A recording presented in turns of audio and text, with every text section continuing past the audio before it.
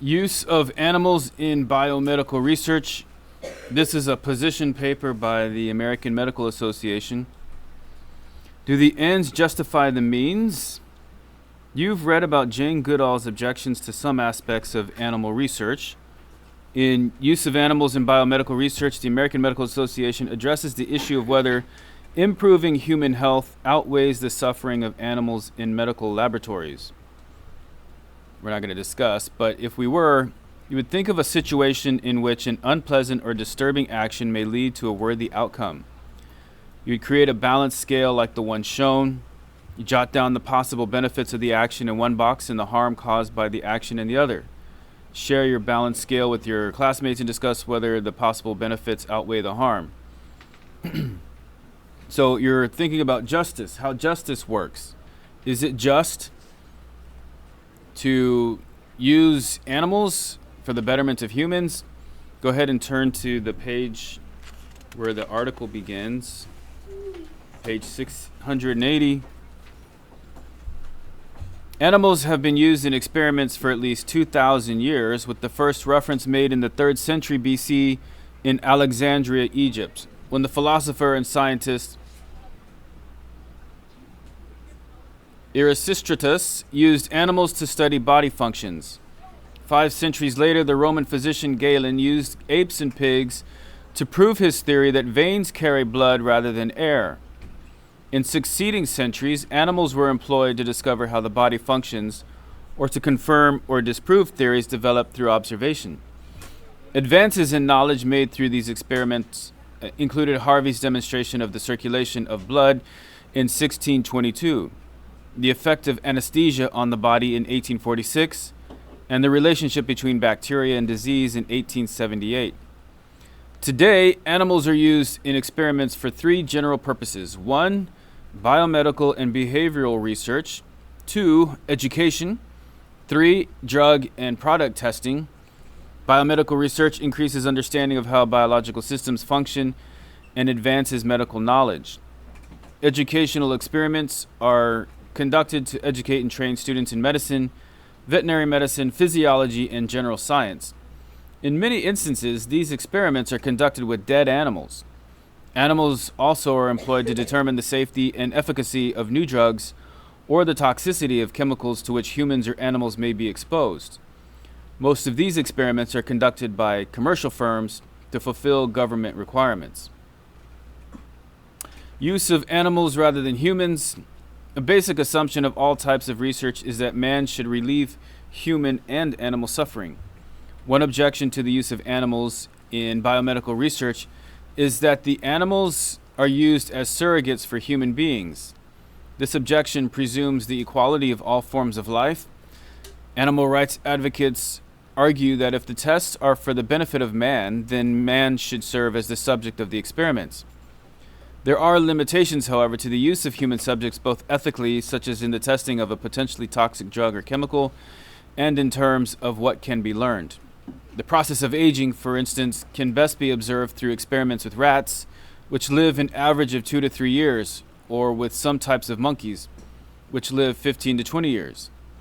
Some experiments require numerous subjects of the same weight or genetic makeup, or require special diets or physical environments. These conditions make the use of human subjects difficult or impossible. By using animals in such tests, researchers can observe subjects of uniform age and background in sufficient numbers to determine if findings are consistent and applicable to a large population. Animals are important in research precisely because they have complex body systems that react and interact with stimuli much as humans do. The more true this is with a particular animal, the more valuable that animal is for a particular type of research. One important property to a researcher is discrimination, the extent to which an animal exhibits the particular quality to be investigated. The greater the degree of discrimination, the greater the reliability and predictability of the information gathered from the experiment. For example, dogs have been invaluable in biomedical research because of the relative size of their organs compared to humans. The first successful kidney transplant was performed in a dog, and the techniques used to save the lives of blue babies, the babies with structural defects in their hearts, were developed with dogs. open heart surgical techniques, coronary bypass surgery, and heart transplantation all were developed using dogs. Another important factor is the amount of information available about a particular animal. Mice and rats play an extensive role in research and testing, in part because repeated experiments and controlled breeding have created a pool of data to which the findings from a new experiment can be related and given meaning. Their rapid rate of reproduction also has made them important in studies of genetics and other experiments that require observation over a number of generations. Moreover, humans cannot be bred to produce inbred strains, as can be done with animals. Therefore, humans cannot be substituted for animals in studies where an inbred strain is essential. Scientists argue repeatedly that research is necessary to reduce human and animal suffering and disease. Biomedical advances depend on research with animals, and not using them would be unethical because it would deprive humans and animals of the benefits of research. Benefits of animal experimentation. The arguments advanced by animal rights activists in opposing the use of animals in biomedical research are scientific, emotional, and philosophic. The scientific challenge raised by animal rights activists goes to the heart of the issue by asking whether animal experiments are necessary for scientific and medical progress, and whether all the experiments being performed and all the animals being used are justified and required. Scientists insist that they are.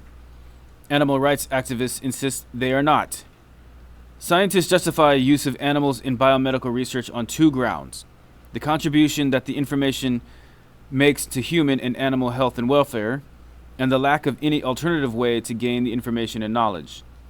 Animal rights activists contest experiments that utilize animals on both these grounds and assert that this practice no longer is necessary because alternative methods of experimentation exist for obtaining the same information.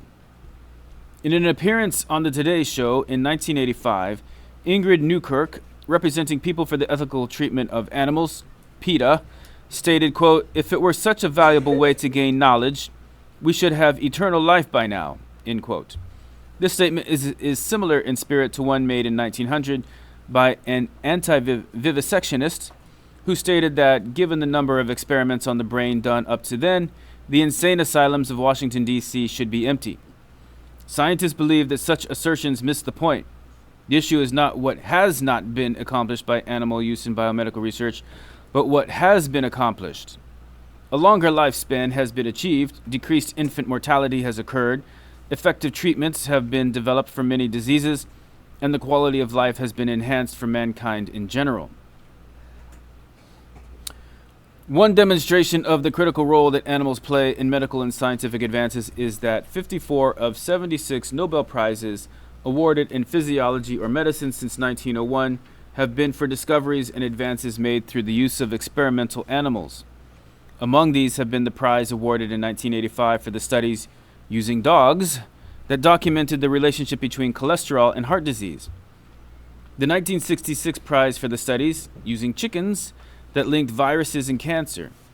And the 1960 prize for studies using cattle, mice, and chicken embryos that established that a body can be taught to accept tissue from different donors if it is inoculated with different types of tissue prior to birth or during the first year of life, a finding expected to help simplify and advance organ transplants in the future. Studies using animals also resulted in successful culture of the poliomyelitis virus. A Nobel Prize was awarded for this work in 1954. The discovery of insulin and treatment of diabetes achieved through experiments using dogs also earned the prize in 1923.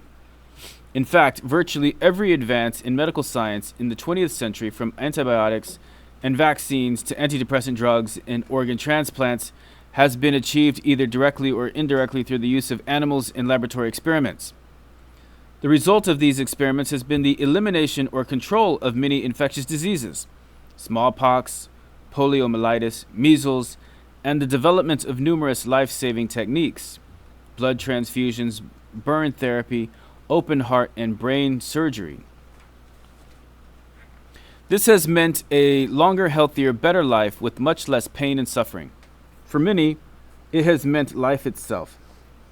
Often forgotten in the rhetoric is the fact that humans do participate in biomedical research in the form of clinical trials. They experience pain and are injured, and in fact, some of them die from this participation. Hence, scientists are not asking animals to be guinea pigs alone for the glory of science. Scientists feel that it is essential for the public to understand that had scientific research been restrained in the first decade of the 20th century, as anti-vivisectionists and activists were then and are today urging, many millions of Americans alive and healthy today would never have been born or would have suffered a premature death. Their parents or grandparents would have died from diphtheria, scarlet fever, tuberculosis, diabetes, appendicitis, and countless other diseases and disorders. The danger of restricting research. The activities and arguments of animal rights and animal welfare activists and organizations present the American people with some fundamental decisions that must be made regarding the use of animals in biomedical research. The fundamental issue raised by the philosophy of the animal rights movement is whether man has the right to use animals in a way that causes them to suffer and die. To accept the philosophical and moral viewpoint of the animal rights movement would require a total ban on the use of animals in any scientific research and testing. The consequences of such a step were set forth by the Office of Technology Assessment, the OTA, in its report to Congress. Quote, implementation of this option would effectively arrest most basic biomedical and behavioral research and toxicological testing in the United States, end quote. The economic and public health consequences of that, the OTA warned Congress, quote, are so unpredictable and speculative that this course of action should be considered dangerous, end quote. No nation and no jurisdiction within the United States has yet adopted such a ban. Although laws to ban the use of animals in biomedical research have been introduced into a number of state legislatures, neither a majority of the American people nor their elected representatives have ever supported these bills. Another aspect of the use of animals in biomedical research that has received little consideration is the economic consequences of regulatory change. Clearly, other nations are not curtailing the use of animals to any significant degree. Some of these, like Japan, are major competitors of the United States in biomedical research. Given the economic climate in the United States, our massive trade imbalance, and our loss of leadership in many areas, can the United States afford not to keep a leading industry, i.e., biomedical science developing as rapidly as possible? Many nations are in positions to assume leadership roles, and the long-term economic impact on our citizens could be profound. This economic impact would be expressed in many ways, not the least of which would certainly be a reduction in the quality and number of health services available for people who need them.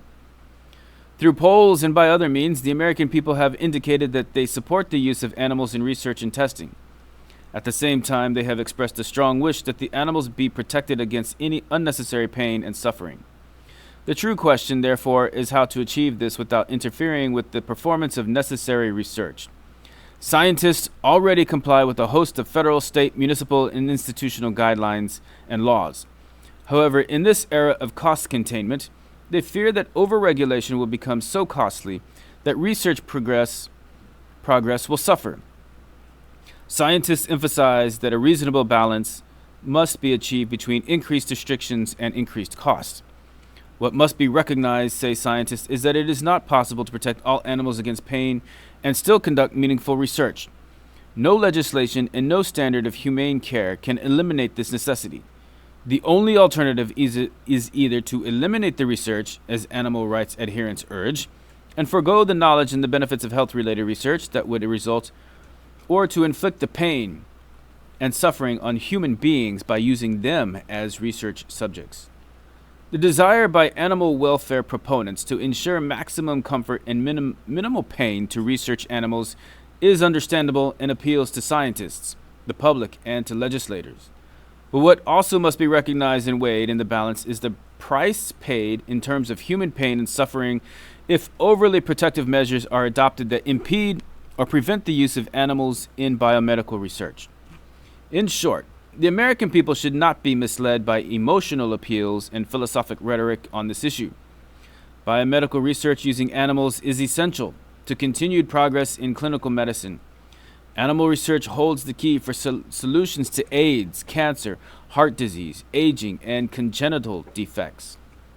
In discussing legislation concerning animal experimentation, The prominent physician and physiologist Dr. Walter B. Cannon stated in 1896 that the anti-vivisectionists are the second of the two types Theodore Roosevelt described when he said, Common sense without conscience may lead to crime, but conscience without common sense may lead to folly, which is the handmaiden of crime.